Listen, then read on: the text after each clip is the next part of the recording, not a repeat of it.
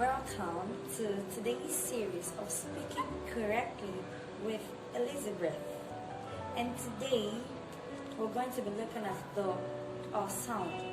The sound is a short vowel sound of the letter U.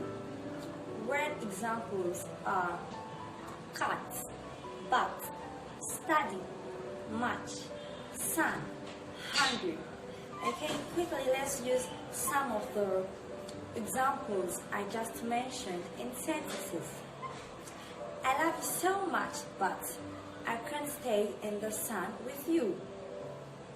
I just used the words sun, match, and but. Cut me some plantains, please. I'm hungry. I just used the words hungry and cut.